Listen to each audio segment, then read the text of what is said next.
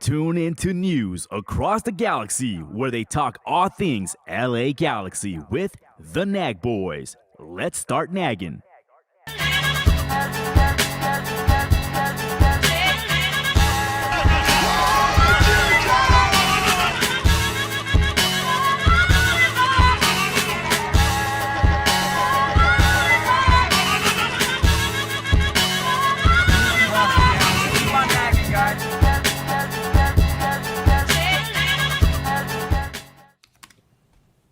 News Across the Galaxy presents The Midweek Show. I'm your host, Bryant, not to be confused with Eddie.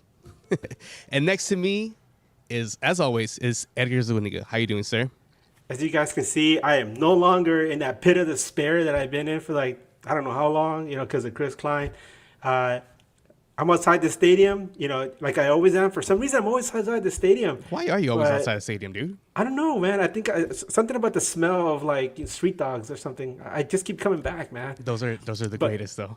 Oh yeah, but we have a very special guest today. Yes, all the way from Utah. Go ahead, sir. Yeah, hey, so my name is Alex Napoulos. I am with the RSL show on the KSL Sports Network here in Utah. We cover RSL, all things Real League, Major League Soccer, and yeah, happy to be here, guys. Thanks for the invite. Hey, that's beautiful. Well, since you are on the show, and well, explain to us a little bit about the RSL show and everything that's involved with that. Yeah, for sure. The RSL show is a very old show. I think they started it 8 years ago. I just barely came on about a year ago, and it's been fun. We like I said, we just go out, we just try to get interview, put out video content for RSL fans, try to keep people updated with everything going on around the league, everything going on within the club. Try to just put a personality on players, right? Get players on camera to interview and really see the human side and the player side of these guys. So does the RSL show belong to a network of different other podcasts, or is it just you guys? Yeah, so we're on a network. We're on the KSL Sports Network, which is just like a sports news outlet here in Utah. Oh yeah, that's amazing, dude. Well, that's really cool. The reason we have this gentleman here with us is to talk our shit. Last time that the LA Galaxy and Real Salt Lake played, it was last week on a Wednesday. It was an MLS match. For us on our side, what transpired was very unexpected. Before that, the firing of a president of ours, Chris Klein, that happened. The fans were happy. And it seemed like the LA Galaxy went into Utah with that same vibe as the fans. Because to me, in that match, it was a whole different team from we have seen this whole season. They actually were up, then went down, and then came back miraculously. And on top of that, Memo Rodriguez just had a banger of a goal after Paulo Ruiz had a banger of a goal. So it was just... I don't know. How did you guys see it from your side before the match even started? Banger after banger after banger. Yeah, absolutely. I know, like you said, man, it was a little bit unexpected, I think, on our end too. Usually we're a team, who just loves to go out and get 3 points at home. Very, very good side, very dominant force here at our stadium. And then for the team who's in last place to come in and just take the 3 points from us, it was super unexpected. As we come into this one, I think ourselves playing a much better game that they've been playing to start the year. Defensively, they stepped up really well, but it was like that 5-6 minute spurt where Memo and Tyler Boyd were able to score their goals, where it just kind of took you back and you were like, what happened, Yeah, it was, like you said, it was kind of a shocker to everybody. I remember we talked about this before, and during our weekend show that we said when we heard the news about Klein, we were all, optimistic. Like, oh, wow, this should take some of the pressure off the players because, the players, obviously, they know what's going on, right? And there was that confrontation between the players and one of the supporters groups out here. So the players have felt this pressure, and all of a sudden, Klein is gone. And so you were wondering, I wonder how this is going to affect them. We're cautiously optimistic. Let's see how the players do. And then we saw the lineup, and we saw Efrain Alvarez in there, and we saw Vivi, and we're like, the hell is this? Oh no. And sorry. And obviously, Efra was a non-factor. He's been like that for a long time. And then we went down, and when RSL scored the second goal, I think you can ask any of us. We were all like, "This is it. It's over. This is what we've been seeing all season." They actually scored an away goal, which is fantastic. They hadn't scored one since the beginning of the season, and that's a plus. And then something happened where we're like, "Wow, this guy has a broken hand, and he's playing well." And Memo, who came from Houston, we've been told he's a good guy off the bench. He comes and does things here and there, but he's not somebody you can depend on, constantly as a starter. But you know what? He came in and did something spectacular, and all of a sudden we're like, "What the hell just happened? This is awesome." So sorry, RSL. I think one of my biggest shockers in this match was that the LA Galaxy was able to get 3 in Utah. Like Edgar said, we haven't been able to score away efficiently or at all. And to put 3 on you guys, I mean, how did that come off from you? How did you see that on your end?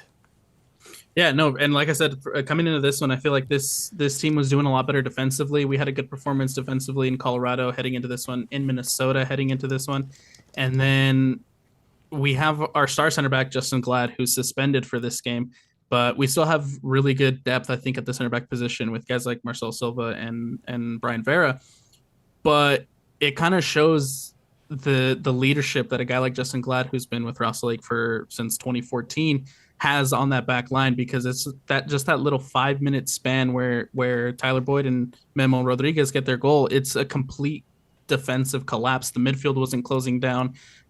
Memo Rodriguez was afforded way too much space, and yeah, I think it just goes down to not having a guy like Justin Glad and that leadership in the back line that made a big difference in that little span. Do you think there was some coaching issues to try to adjust after that tying goal from Memo Rodriguez? Possibly, mostly because the sub pattern that Pablo Mastroeni had in this one wasn't something that we're really used to seeing, as well as maybe not taking off some tired legs. We've played a lot of soccer over the course of the last month. We've played every Wednesday and every Sunday coming to this one. Players looked tired coming into like that 65th, 70th minute. And I don't really feel like the best adjustments were made. So maybe it could land on some of that coaching as well, or some of the coaching and tactical decisions on that as well. Yeah, what I was going to ask was we have seen a very crestfallen Galaxy for most of the season, with only occasional spurts of brilliance. So from your point of view, did you see something different in this LA Galaxy squad that maybe you guys didn't expect coming in? I mean, not really. Especially since Chicharito didn't make the trip, right? Chicharito came into this one suspended as well. So I kind of thought, we haven't really had the best results at home. So I kind of thought this was the chance and the opportunity to kind of turn that ship. But then I remembered, Chris Klein was fired prior to this one, and teams usually do better right after a big change like that, whether it's the coach, whether it's the president in this case. Teams usually come out with a new fire, a new passion right after a big decision like that is made. And so right off the bat, just seeing RSL kind of possess, but not really finding space in behind in the final third to really attack or find good opportunities to score.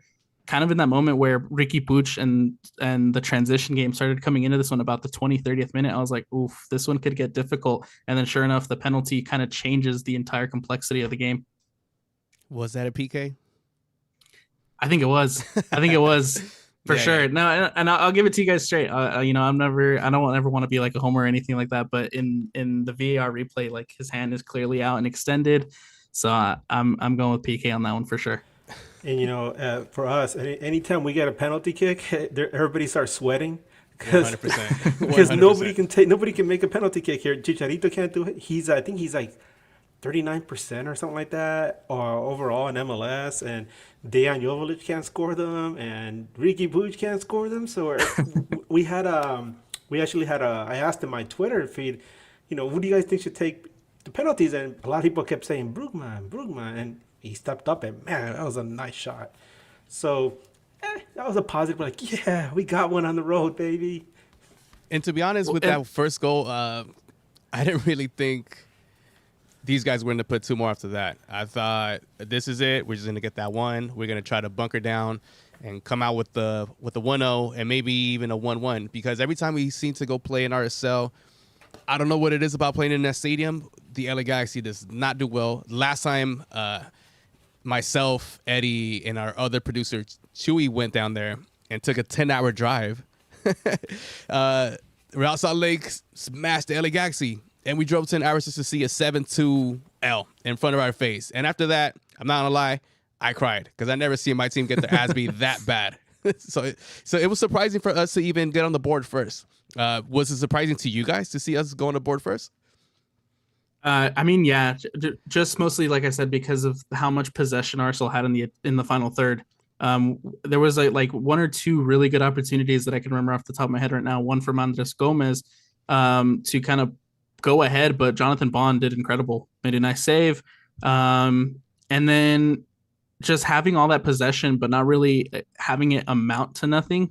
I feel like that kind of deflates the team, especially after you get a penalty called against you heading into the half. Luckily, they were kind of able to shift that momentum a little bit into the second half. They pulled one back, got up ahead too. And then, like I said, just the complete defensive collapse from there. Oof. I know you guys on your end, I'm pretty sure you guys have heard the noise with everything that has gone down with Chris Klein and the things before that and how the supporter groups were in the boycott. From your end and seeing that you guys do a pod for Real Salt Lake, how did you guys see that whole situation go down? And what are your thoughts about that, what everything that transpired? Oh, for sure. It's an awesome thing for to see a kind of a fan base come together and forcing change, wanting change, especially for a team who's so decorated historically, right? The most MLS Cups, a team that's been so successful for so long, who's just been kind of on this decline, and then to see the fan base kind of step up and say, "Hey, we want better." It's awesome to see. Just purely from like a fan perspective, because it shows that they care. It shows that there's passion. It shows that there's love for a team. So it was interesting and fun kind of to see unfold at the same time. Edgar? Yeah, it's funny. All the podcasts that we've talked to, everybody echoes the same statement, the same sentiment.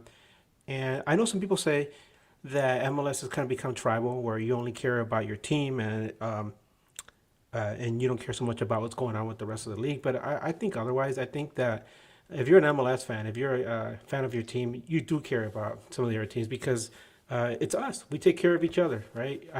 NBA, NFL, MLB, NHL, they don't want to consider MLS as one of the top leagues in America, but we are, right? We get better numbers than the NHL does as far as attendance. So I know that, for example, in my case, when Columbus was having the Save the Crew campaign, I was full support of them. We had a guy who showed up to the north end of our stadium, and he was looking around for somebody to help him, start a Save the Crew chant. And so I brought him over to myself, and then I took him with me to one of the capos, and I explained to him who he was, and the guy was like, "Hell yeah, let's do this." And we started a big Save the Crew chant in the north end, which spread across the stadium. So that felt good, right? And then obviously they got to save their team.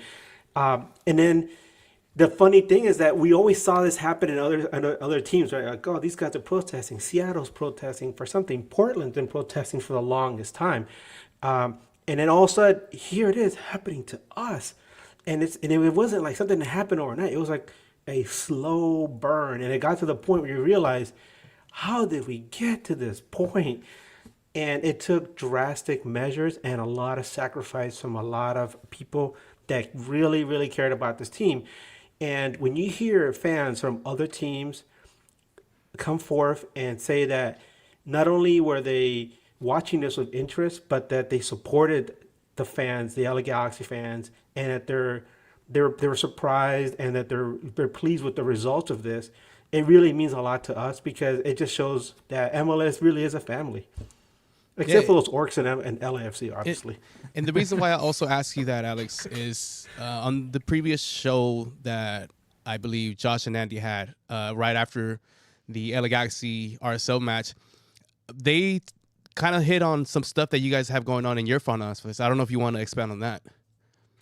Right now, it just feels like there's a little bit of a disconnect between the FO and the manager on what kind of players they want to bring in, on who they want to bring in.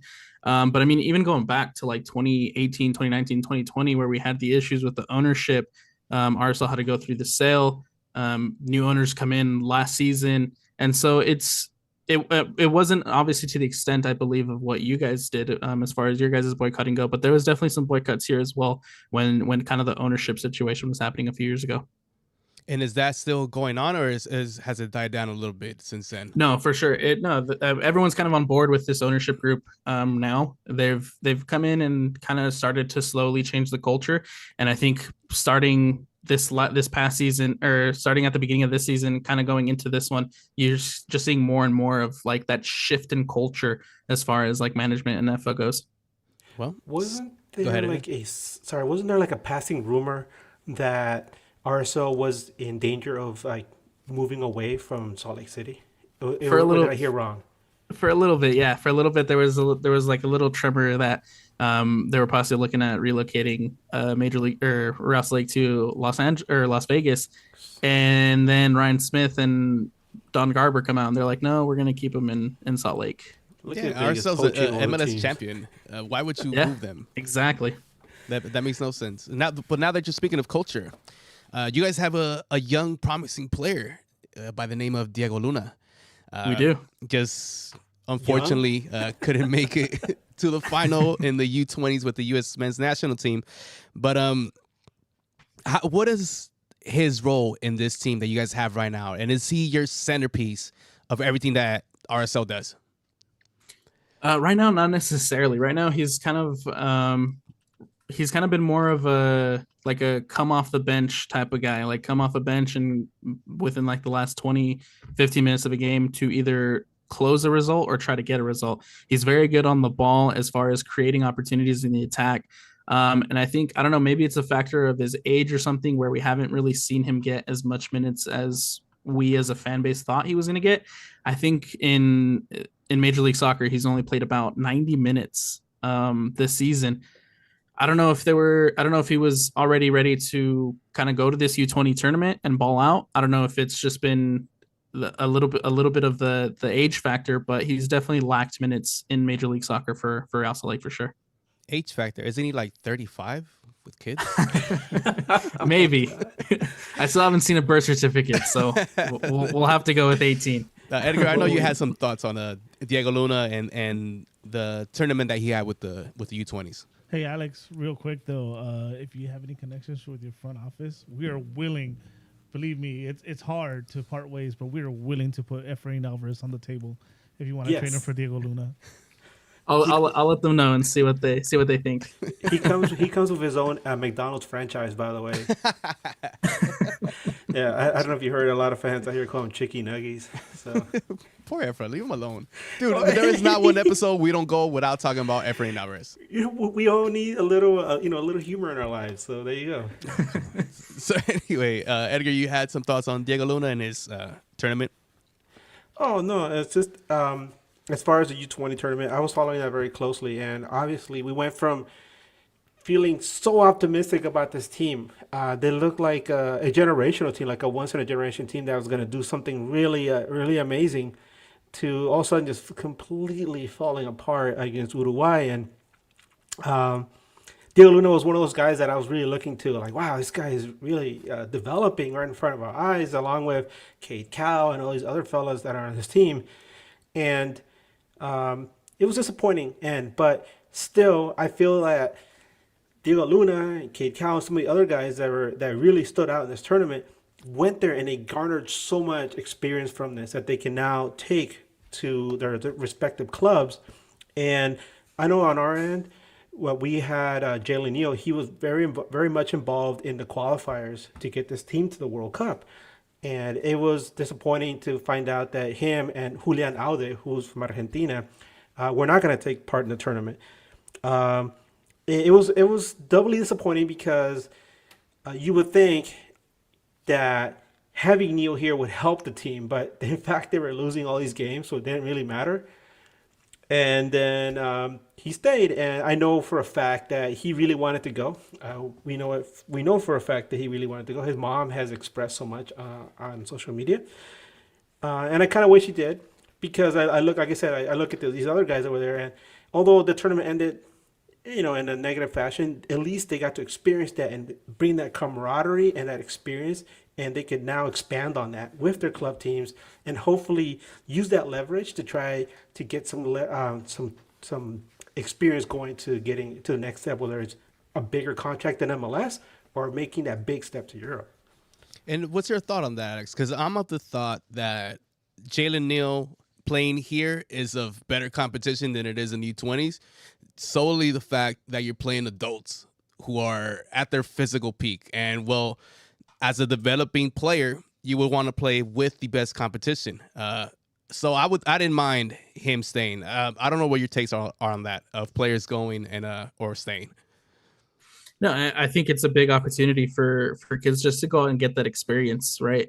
Obviously, it's not the result that us as U.S. national team or U.S. youth national team fans wanted, but it's still really awesome just to see kind of the future, the next generation go out, get that experience, go out to Argentina, and play at that U20 World Cup. I think for a guy like Diego Luna, it's also a situation where he's been preparing all season for that moment. He knew that the U20 World Cup was coming up. He knew that he was going to be a part of that team, and he knew he was going to go out and ball out at that tournament, which all credit to Diego for doing that. It's super awesome just to see his development, to go out and get that experience. Yes, I would have liked him to be a part of this, especially with how many games Real Lake has played. The minutes definitely would have been there for him, but at the same time, I just love seeing that youth go out and get that experience and that development. Yes, Is sir. there any chance we'll get to see him in this match tomorrow, you think? I'm not sure yet. I haven't heard if what's kind of the availability there, but I hope he plays. Mostly just because I think you can build off that momentum and that form that he had in that tournament, and hopefully have a good performance against the Galaxy. Well, I was speaking going of, to say, Brian. go ahead.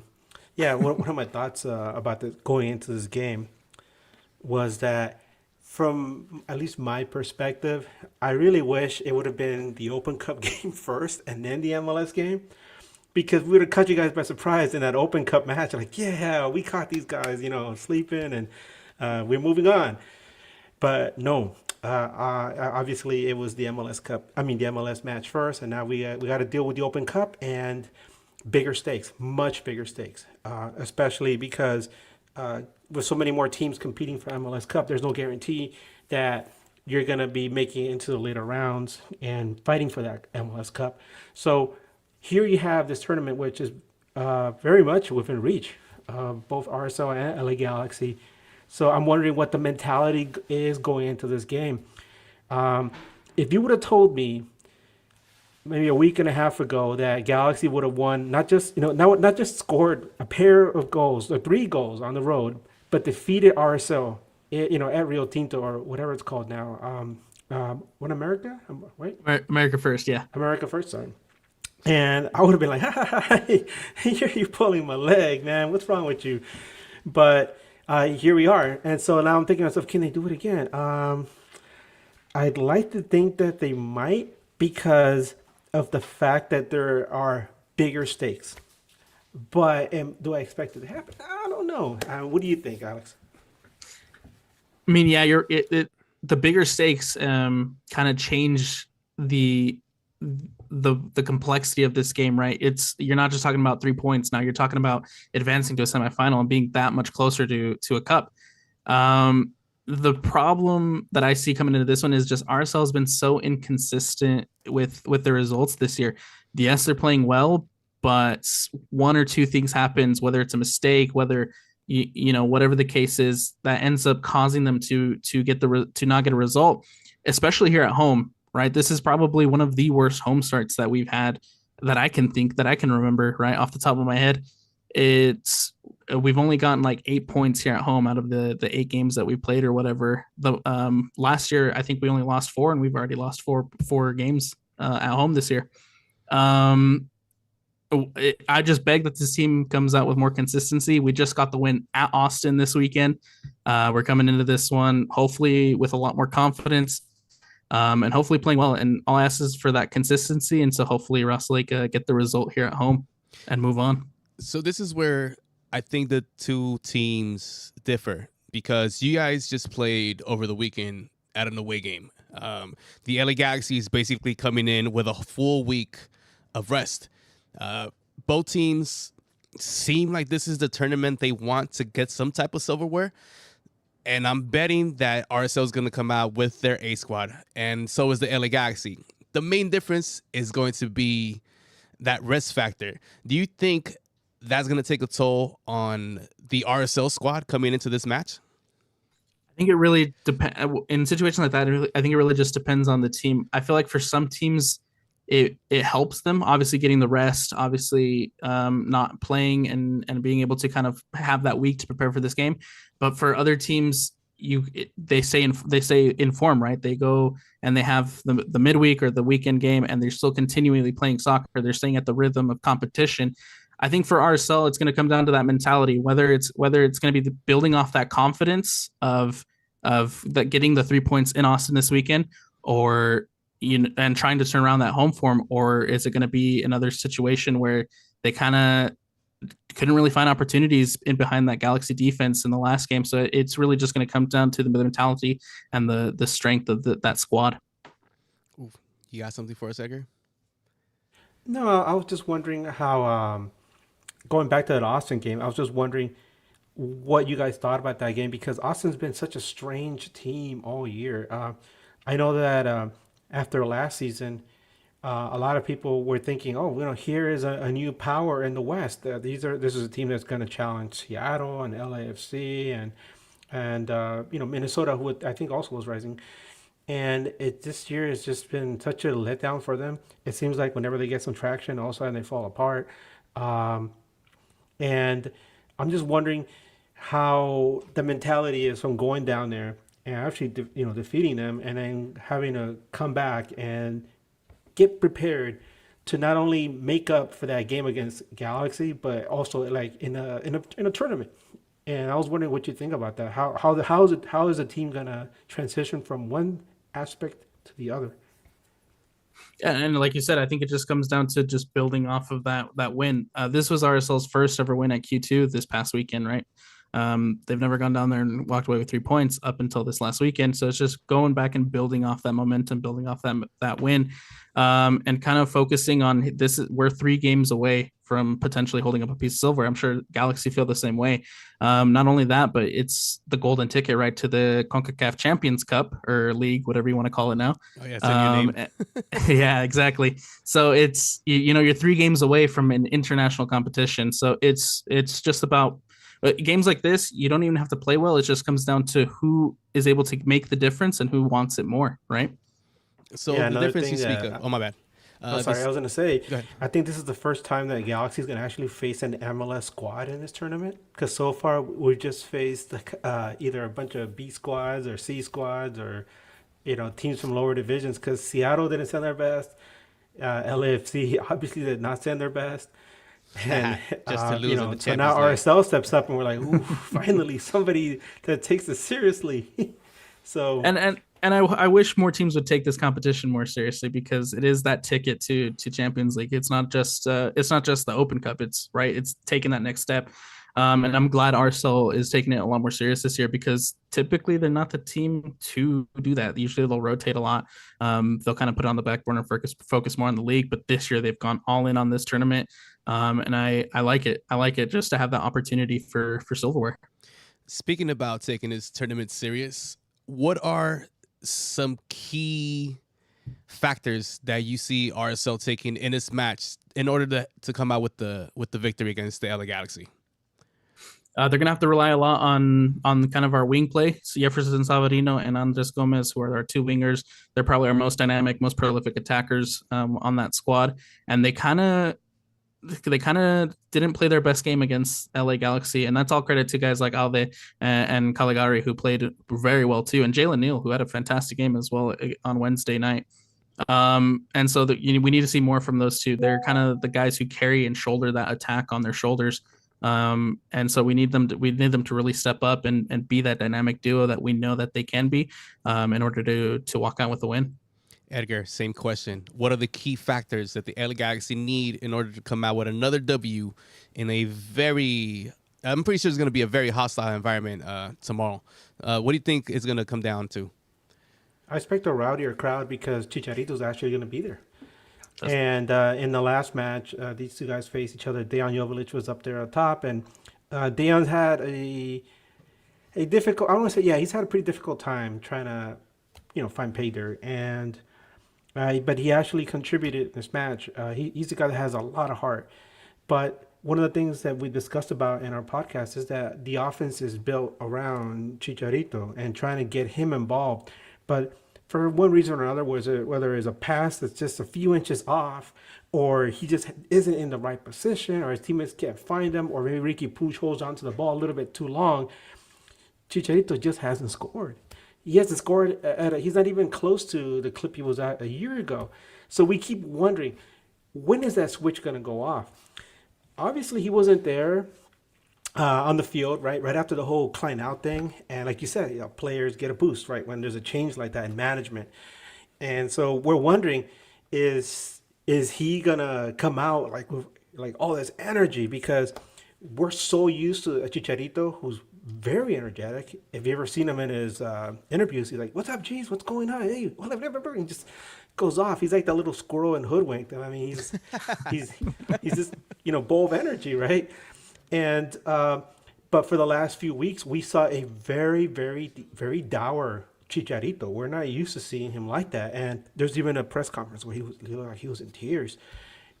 But this is our first opportunity to see Chicharito at post Klein era, and I'm wondering what kind of impact is he going to have? Are his teammates going to be able to find him? Is Vanny going to go with 2 forward system, which in the past he tried and didn't work? Or maybe he's going to come out and surprise us. Hey, Dejan, Chicha, go and find it. So it's curious. I'm also curious to see how much playing time Tyler Boyd's going to get. If you haven't seen it, you should go look for it on the LA Galaxy socials. They posted a picture of his X-ray. His finger is completely severed. It looks pretty gnarly. Oh, wow. So he's walking around in a cast with a completely broken finger that needs surgery. It just goes to show how tough he is, man. He's a Kiwi. Those guys are tough. I'm also wondering if we're gonna see Efra take the field at all. Because I get the feeling LA Galaxy is trying really hard to make him marketable to the point where they could try to sell him to somebody, anybody. Please take this guy. But those are 3 things that are on my mind. I'm also curious to see if we're going to see Jonathan Bond or Jonathan Klinsmann. Some people here prefer Jonathan Bond for some reason. Some people prefer Jonathan Klinsmann for another reason. Either way, you're going to get a Jonathan in front of the net. So yeah, Bryant. To me, I think the main factor is going to come down to the trio in the middle with Brugman, Puig, and Delgado. As long as those guys could dictate this game, I think we could come out with some type of result. I'm still a little iffy if we can come out with a win because, again, I know it has hurt the RSL team to take that loss against a Chicharito-less team, a team who started Efrain Alvarez and Vivi on the wings. They're going to want their revenge. And what perfect way to come back and beat them in an Open Cup and knock them out of a tournament. Like Alex said, this is an important tournament. You get a Champions League or whatever the tournament's name, you get a berth in that. So the trio in the middle is going to have to dictate the pace of the game. And like Ricky did in the last game, the transitioning game, that's going to be key for us. And if somehow we don't get any of that going, I don't see how we could come out with a win in a very hostile environment tomorrow. Hey, Brian, somebody in the live chat just mentioned the name we haven't heard in a while. Well, not as far as playing is concerned. And you know what I'm talking about, right? A ver. Douglas Costa. Oh, come on. Don't even fucking mention that. Why would you Oh, my God. that? Have you heard about that, Alex? How there's a warrant out for his arrest? Oh, there is. I didn't know that. There's a warrant out for his arrest because he's been dodging alimony, right? In Brazil, for child. He has a kid down there, and he's not paying his alimony. So, Yeah. Wow. So That's there's a it- warrant out for his arrest, and it's serious thing, right? So we're like, and that's damn, the DP. Galaxy, That's you a guys are- DP, right? He's a DP. Supposedly, well, he's a DP in name only. Supposedly, it's having a Douglas. Imagine you guys having a Douglas Costa. How pissed would you guys be? It's. I don't know why this guy's still suiting up with the LA Galaxy. To be honest, I know he has a contract, but dude, just bench him every game. He shouldn't even show up to practice. He's really a cancer in that locker room, especially with the dumb things that he does to get reds. It affects everybody in the locker room, and now you're gonna go into a hostile environment where you actually want to win, to actually get some silverware this season. He shouldn't be there, in my opinion. He shouldn't be there at all. Frank, you're funny, dude. You just got me thinking about Douglas Costa going out late at night and Salt Lake City looking for a place to party and have some drinks with a bunch of buddies and driving around for a while, looking around, finally maybe crashing like a college party somewhere. Well, he What do you should do think, that Alex? and not play tomorrow at all. Do that. Don't come on the pitch. Last question, Alex. Give us some predictions. How do you think it's going to go down tomorrow? Oh man.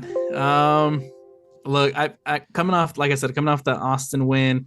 It's a revenge game. It's the quarterfinal. I'm feeling pretty confident heading into this one. I think RSL pulls off. We'll go 2-1. We'll keep it on the safe side. I'm gonna say 2-1 RSL. Edgar, how you see this going tomorrow? I draw. No, I'm just kidding. Well, it's PKs. Let's go. No, we're definitely losing. We won't win that. No. Damn. That's what I said. I don't know. It's quite an enigma because if the two games were flipped, I could tell you, Galaxy is gonna lose. But because of the stakes and the fact that Chicharito's back, it really makes it difficult to really make a solid prediction. But I want to be more positive, but I know that change isn't like substantial change for this franchise isn't going to happen right away. It's going to take time, and a lot of people are expecting Galaxy to like go on a tear all of a sudden. But I think in this tournament, seeing how important it is, and it might be their only opportunity to get any kind of silverware this season and save the season. I think that they're gonna go out and try to snatch another win. I'll also be conservative. I'll say 2-1 Galaxy. Sorry, Alex. With everything that Edgar said, I agree with that, but I'm gonna go the opposite way. I don't see the LA Galaxy pulling it off this time. But what we will see is gonna be probably a pretty great match. Both teams are gonna be hungry for this one, and I feel the LA Galaxy is gonna fall short. I'll go with Alex's prediction of the LA Galaxy losing 2-1. And I mean, it hurts me to say it, but sometimes you gotta be realistic in these things. Realistic? Why would you say that? These Why would jokes you just say write themselves. Ugh. Just like the Efrain Alvarez, EA7, eat. Damn it. Well, Alex, it was a pleasure having you on the show. Do you want to say anything to our fan base? Suckers. Yeah, no, You it's guys just suck. no. Just again, thanks for the invite. It was awesome hanging out with you guys, and I'm very excited for the game this weekend, and good luck on the rest of your guys' season. Hopefully, you guys are able to turn around and get out of the basement of Major League Soccer and try to get above that line. We hope so too, sir. We hope so too. From everybody here, you got something, Edgar? I'm still salty about 2009, damn it.